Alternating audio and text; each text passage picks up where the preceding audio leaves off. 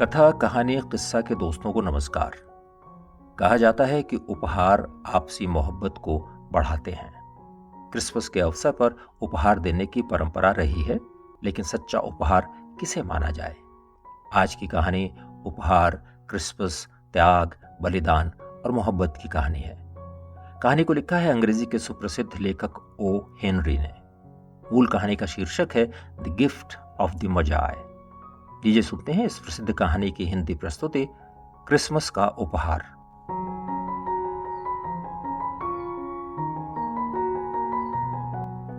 $1 और 87 सेंट, बस। इनमें भी 60 सेंट पेनी में थे। 1-2 पेनी बचाने के लिए पंसारी, सब्जी वाले और गोश्त बेचने वाले के साथ जितना सिर खपाना पड़ता है, उससे तो हालत बहुत खराब हो जाती है। डेला ने 3 बार इन पैसों को गिना। फिर वही $1 और 87 सेंट। कल क्रिसमस का त्योहार भी है। डेला की समझ में कुछ नहीं आ रहा था। वो जानती थी कि सामने बिछे जर्जर और गंदे दीवान पर बैठकर जोर जोर से रोने के अलावा अब किया भी किया जा सकता है। उसने ऐसा ही किया। उसे लग रहा था कि जीवन हिचकियों, नाक सुड़कने और कभी कभी मुस्कुराने का नाम ही तो है। इसमें भी नाक सुड़कना कुछ ज्यादा ही होता है। जब तक घर की मालकिन एक स्थिति से दूसरी स्थिति की तरफ बढ़े, आइए हम घर का जायजा लेते हैं। $8 प्रति सप्ताह किराए का ये एक फर्निश्ड फ्लैट था। फ्लैट की हालत एकदम दरिद्रों जैसी तो नहीं थी, लेकिन बहुत अच्छी भी नहीं थी।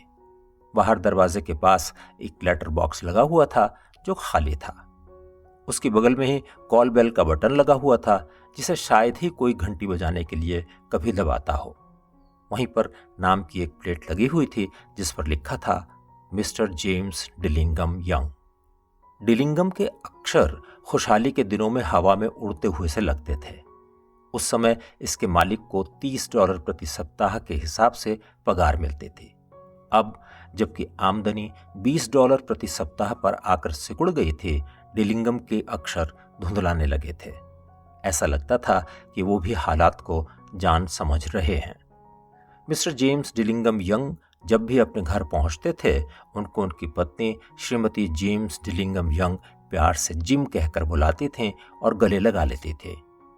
श्रीमती डिलिंगम वही हैं जिनका परिचय आपसे डेला कह के करवाया जा चुका है। डेला ने रोना धोना बंद करके अपने गालों को पोंछा और उन पर पाउडर लगाया। खिड़की के पास आकर डेला ने बाहर की तरफ देखा। उसे अपने सलेटी से दिख रहे मकान के पिछले हिस्से के सलेटी रंग की बाड़ के पास सलेटी ही रंग की एक बिल्ली दिखाई पड़ी। वो सोच रही थी कि उसके पास केवल $1 87 सेंट हैं और कल क्रिसमस है। उसे इन पैसों में ही जेम्स के लिए तोहफा भी खरीदना है। वो महीनों से बचत कर रही थी और उसका नतीजा था $1 87 सेंट। एक हफ्ते में $20 आखिर होता ही क्या है? उसने जितना हिसाब लगाया था, उसके खर्चे उससे ज्यादा थे। खर्चे हमेशा ही ऐसे बढ़ते हैं। जिम के लिए उपहार खरीदने के लिए केवल $1 87 सेंट। उसके प्यारे जिम के लिए। उसने जिम के तोहफे के लिए न जाने कितने घंटों तक सोचा था। वो चाहती थी कि कुछ शानदार, कुछ एकदम नई तरह का कोई चमकदार तोहफा जिम को दिया जाए। तोहफा ऐसा तो होना ही चाहिए था जो जिम के सम्मान की बराबरी कर सके। कमरे की खिड़कियों के बीच एक बड़ा सा खास तरह का शीशा लगा हुआ था। हो सकता है आपने भी $8 में मिलने वाले इस तरह के शीशे को देखा हो। बहुत पतला और इधर उधर फुदकने वाला व्यक्ति ही इस शीशे में बनी लंबी लंबी पट्टियों के बीच सामंजस्य से बैठाता हुआ शीशे में अपने दीदार कर सकता था। डेला ने इस कला में मास्टरी हासिल कर ली थी। अचानक डेला खिड़की के सामने से घूमकर शीशे के आगे खड़ी हो गई। उसकी आंखें तो चमक रही थीं, लेकिन उसके चेहरे का रंग 20 सेकंड में ही उड़ गया था। उसने अपने बालों को ढीला किया और उसके लंबे बाल नीचे तक फैल गए। जेम्स डिलिंगम यंग के पास 2 चीजें थीं जिन पर इस दंपत्ति को बहुत नाज था। पहली जिम की घड़ी थी, जो कि उसके पिता को उसके दादा से मिली थी, और दूसरे नंबर पर थे डेला के खूबसूरत बाल। अगर सामने वाले फ्लैट पर शीबा की महारानी रह रही होती और किसी दिन डेला अपने बाल सुखाने के लिए खिड़की से उन्हें नीचे लटका देती तो महारानी उन्हें देखकर जल भुन जाती। उसके कीमती गहने और तोहफे डेला की जुल्फों के आगे तुच्छ लगते। अगर महाराज सोलोमन उनकी बिल्डिंग में केयर टेकर का काम करता तो उसका पूरा खजाना बेसमेंट में रखा रहता। जिम जब भी उसके सामने आता हमेशा अपनी घड़ी में समय देखता। जलन के मारे महाराज सोलोमन अपनी दाढ़ी के बाल नोचने लगता। डेला के खूबसूरत बाल पूरे फैल चुके थे और ऐसा लग रहा था कि भूरे रंग का चमकदार पानी बल खाकर बह रहा है। उसके बाल उसके घुटनों तक फैल गए थे और उसके किसी आभूषण जैसे नजर आ रहे थे। अचानक उसने अपने बालों को जल्दी से समेटा और बांध लिया। कुछ देर के लिए वो हिचकिचाई और आंसू की 2 बूंद नीचे कालीन पर गिर पड़ी। डेला ने अपनी पुरानी सी जैकेट पहनी और सिर पर पुराना भूरे रंग का हैट लगाया। अपने स्कर्ट को लहराते हुए उसने दरवाजा खोला और सड़क पर निकल आई। उसकी आंखों में इस समय चमक थी। वो जहां रुकी वहां पर एक बोर्ड टंगा हुआ था जिस पर लिखा था मैसर्स सोफ्रोनी, बालों की दुकान। वो दुकान पर चढ़कर जब पहुंची तो हाँफ रही थी। सामने गोरे रंग की एक विशालकाय मैडम बैठी हुई थी। वो कहीं से भी सोफ्रोनी नाम वाली तो नहीं लग रही थी। डेला ने पूछा, क्या आप मेरे बाल खरीदेंगी? मैडम बोली, हाँ, मैं बाल खरीदती हूं। अपना हैट हटाओ ताकि मैं तुम्हारे बालों को देख सकूं। डेला ने बाल खोले और बालों का एक झरना सा वहां बह निकला।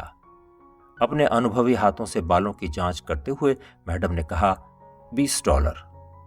डेला बोली, ठीक है, लेकिन थोड़ा जल्दी कीजिए। डेला के अगले 2 घंटे उत्साह और प्रसन्नता से भरे हुए थे। जिम के उपहार के लिए वो एक के बाद दूसरी दुकान में घूम रही थी और आखिर में उसे वो मिल ही गया जिसे वो ढूंढ रही थी। उसे ऐसा लगता था जैसे इसे जिम के लिए ही तैयार किया गया था। उसने कई स्टोर छान मारे थे लेकिन उनमें से किसी में भी उसे इतनी सुंदर चीज नहीं मिल पाई थी। ये प्लैटिनम की बनी घड़ी की चेन थी। डिजाइन एकदम शानदार था और इसकी कीमत इसकी शुद्धता और सच्चाई से बढ़ रही थी। किसी भी तरह का कोई दिखावटी काम इसमें नहीं था। सभी अच्छी चीजों का यही तो गुण होता है। ये बात घड़ी के लिए भी एकदम सही थी। वो इस चेन को देखते ही समझ गई थी कि ये चेन जिम के लिए ही बनी है। ये जिम की ही तरह तो थी, सीधी सादी और मूल्यवान। ये गुण चेन और जिम दोनों में ही दिखाई देते थे। दुकान वाले ने इस चेन के लिए उससे $21 लिए। बाकी के 87 सेंट के साथ वो घर वापस लौट आई। घड़ी में लगी इस चेन के कारण अब जिम समय देखने में किसी भी जगह हिचकिचाएगा नहीं। हालांकि उसकी घड़ी बहुत शानदार थी, लेकिन जिस चमड़े की पट्टी से उसने उसे बांधा हुआ था वो बहुत जर्जर हो चुकी थी। जब तक डेला घर पहुंची, खुशी के उसके नशे ने विवेक और तर्क को पीछे धकेल दिया था। उसने बालों को घुंघराला करने वाली रॉड निकाली और गैस जला ली। वो अपने उस नुकसान की मरम्मत कर रही थी जो उसकी उदारता और प्यार के कारण हुआ था। दोस्तों, ये काम हमेशा ही बहुत अजीब और बहुत ही कठिन होता है। 40 मिनट में ही उसका सिर छोटे छोटे घुंघराले बालों से ढक गया था और वो किसी स्कूल के लड़के जैसी लग रही थी। वो बहुत देर तक शीशे में अपने आप को सावधानी और ध्यान से घूरती रही। वो अपने आप से कह रही थी, अगर जिम मुझे देखते ही जान से नहीं मार डालेगा तो कहेगा कि मैं किसी स्कूल के कोरस ग्रुप की कलाकार जैसी लग रही हूं। लेकिन मैं $1.87 में क्या कर सकती थी? 7 बजे के आसपास उसने कॉफी बना दी और फ्राई पैन को खाना बनाने के लिए स्टोव की हल्की आंच पर चढ़ा दिया ताकि वो गर्म रहे। जिम कभी भी देर से घर नहीं आता था। डेला ने घड़ी की चेन को अपने हाथ में लपेट लिया और कोने में लगी मेज पर जा बैठी। इस मेज के पास वाले दरवाजे से ही जिम का घर में प्रवेश होता था। तभी उसने पहली मंजिल से आती हुई जिम के कदमों की आवाज सुनी। एक क्षण के लिए उसका चेहरा सफेद पड़ गया था। उसकी आदत थी कि वो छोटी छोटी बातों के लिए सीधे सादे शब्दों में ईश्वर से प्रार्थना करती थी। इस समय उसने कहा, प्रभु, आप कुछ ऐसा कर देना कि मैं अभी भी उसे सुंदर लगूं। दरवाजा खुला और जिम ने अंदर आकर दरवाजा बंद कर लिया। वो कुछ दुबला सा और बहुत गंभीर लग रहा था। बेचारा जिम, अभी उसकी उम्र केवल 22 साल की ही तो थी और अभी से परिवार का बोझ उस पर पड़ गया था। उसे एक ओवरकोट की जरूरत थी और उसके पास दस्ताने भी नहीं थे। जिस तरह से शिकारी कुत्ता बटेर की खुशबू से एकदम चुपचाप हो जाता है, उसी तरह की शांति से जिम भी दरवाजे के अंदर घुसा था। उसकी आंखें डेला पर लगी हुई थीं। उसकी आंखों में एक अलग ही तरह का भाव था और डेला उसे समझ नहीं पा रही थी। वो उसे देखकर सहम सी गई। जिम की आंखों में न तो गुस्सा था, ना ही डर था और ना ही वो आश्चर्य में पड़ा हुआ दिखाई दे रहा था। डेला को जिम की आंखों में ऐसी कोई भी भावना नहीं दिखाई दे रही थी जिससे निपटने के लिए वो खुद को तैयार कर पाती। उसके चेहरे पर एक विशेष तरह का भाव था और वो लगातार डेला को घूरे जा रहा था। डेला टेबल से उठी और जिम के पास गई। वो बोली, जिम डार्लिंग, मेरी तरफ इस तरह मत देखो। मैंने अपने बाल कटवाकर उन्हें बेच दिया ताकि मैं क्रिसमस में तुम्हें कोई तोहफा दे सकूं। अरे इनका क्या है, ये फिर से बढ़ जाएंगे। इसका बुरा मत मानो, बिल्कुल बुरा मत मानो। मुझे ये तो करना ही था। मेरे बाल बहुत बुरी तरह से बढ़ते हैं। जिम प्लीज, मुझे मेरी क्रिसमस कहो और खुश हो जाओ। तुम्हें विश्वास ही नहीं होगा कि मैंने तुम्हारे लिए कितना सुंदर, प्यारा और शानदार तोहफा लिया है। जिम ने कहा, क्या तुमने अपने बाल कटवा लिए? वो बहुत कठिनाई से बोल पा रहा था। ऐसा लगता था जैसे पूरी अक्ल लगाने के बाद भी उसे अभी तक बात समझ नहीं आई है। डेला ने कहा, हाँ, मैंने बाल कटवा लिए और उन्हें बेच दिया। क्या मैं तुम्हें ऐसी अच्छी नहीं लग रही हूं? अपने बालों के बिना भी तो मैं डेला ही हूं, नहीं हूं क्या? जिम कौतूहल से कमरे में चारों तरफ देखने लगा, फिर बेवकूफों की तरह बोला, तुम कह रही हो कि तुम्हारे बाल चले गए?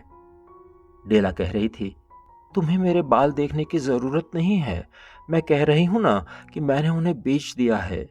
वो गए। आज क्रिसमस की शाम है, मैंने तुम्हारे लिए इन्हें बेचा है। प्लीज मेरे साथ अच्छी तरह से बात करो। मेरे सिर के बालों को तो गिना जा सकता है, लेकिन मैं तुमसे कितना प्यार करती हूं इसे कोई नाप नहीं सकता। अब मैं खाना तैयार कर दूं जिम? जिम अचानक अपनी तंद्रा से बाहर निकल आया। उसने डेला को बाहों में भर लिया। चलिए कुछ पलों के लिए आपसे एक दूसरी बात की जाए। हफ्ते में $8 मिलें या साल में $10 लाख, क्या इससे कोई फर्क पड़ता है? कोई भी व्यक्ति आपको इसका जवाब दे सकता है, लेकिन यह जवाब गलत ही होगा। प्रभु ईसा मसीह के जन्मदिन पर मेजाए कुछ कीमती तोहफे लेकर आए थे, लेकिन इससे कोई अंतर नहीं पड़ता। चलिए इस बात पर आगे रोशनी डालेंगे। तो जिम ने अपने ओवरकोट की जेब से एक पैकेट निकाला और उसे मेज पर रख दिया। उसने कहा, डेल, मुझे गलत मत समझना। तुम्हारे बाल कटें, शैम्पू किए जाएं या सफाचट कर दिए जाएं, इनसे मेरे प्यार में कोई फर्क नहीं पड़ने वाला। तुम इस पैकेट को खोलकर देखोगी तो तुम समझ जाओगे कि मैं पहले अनमना सा क्यों हो गया था। अपनी सफेद उंगलियों से डेला ने जल्दी जल्दी पैकेट को खोला और खुशी से चिल्ला पड़ी, लेकिन दूसरे ही क्षण उसकी खुशी खत्म हो गई और वो जोर से रो पड़ी। उस पैकेट में कुछ खूबसूरत कंघियां रखी हुई थीं। ये कंघियां कछुए के मजबूत खोल से बनी हुई थीं और उन पर कीमती पत्थर जड़े हुए थे। इनका रंग डेला के कट चुके बालों जैसा ही था। वो जानती थी कि ये बहुत ही कीमती कंघियां हैं। वो काफी समय से इन कंघियों को देख रही थी, लेकिन उसे पता था कि वो इन्हें खरीद नहीं पाएगी। आज ये कंघियां उसकी थीं, लेकिन जिस चीज के लिए इनकी जरूरत थी वो जा चुकी थी। उसने खुशी से इन कंघियों को अपने दिल से लगा लिया और कुछ देर बाद अपने पति को देखते हुए बोली, जिम, मेरे बाल बहुत जल्दी बढ़ते हैं। इसके बाद वो बिल्ली की तरह खुशी से कूदने लगी। जिम ने अभी तक अपना उपहार नहीं देखा था। डेला ने उत्साह से अपनी मुट्ठी खोलकर जिम का उपहार उसे दिखाया। चीन की कीमती धातु बुझी बुझी से लग रही थी, लेकिन डेला के उत्साह और प्रेम से वो चमकने लगी। वो बोली, जिम देखो, शानदार है ना? इसके लिए मैंने पूरा शहर छान मारा। तुम्हें अब दिन में 100 बार समय देखना होगा। जरा अपनी घड़ी तो दो, मैं देखना चाहती हूँ कि ये घड़ी पर कैसी लगेगी। डेला को घड़ी देने के बजाय जिम सोफे पर लेट गया। अपने सिर पर पीछे की तरफ हाथ बांधे वो मुस्कुरा रहा था। उसने कहा, डेल, चलो हम अपने अपने क्रिसमस के तोहफों को एक तरफ रखें। ये केवल उपहार के रूप में ही प्रयोग किए जाने लायक हैं। तुम्हारी कंघियां खरीदने के लिए मैंने अपनी घड़ी बेच डाली। अब मुझे लगता है तुम्हें खाना बना ही देना चाहिए। जैसा कि आप लोग जानते ही हैं, मजाए वो बुद्धिमान लोग थे जो चरनी में पड़े हुए शिशु के लिए कीमती तोहफे लेकर आए थे। उन्होंने ही क्रिसमस पर तोहफे देने की शुरुआत की थी। क्योंकि वो बुद्धिमान लोग थे, इसलिए इसमें कोई शक नहीं कि उनके तोहफे भी शानदार थे। मैं यहाँ उन 2 बच्चों की बात कर रहा हूँ जिन्होंने बेवकूफ़ों की तरह अपने घर के बेशकीमती खजाने को लुटा दिया। लेकिन आजकल के विद्वान और बुद्धिमान लोगों से मैं कहना चाहूँगा कि जो लोग भी उपहार लेते या देते हैं, उनमें ये दोनों ही सर्वश्रेष्ठ हैं। सारी दुनिया में वो सबसे बुद्धिमान हैं। वास्तव में वही मजाए हैं।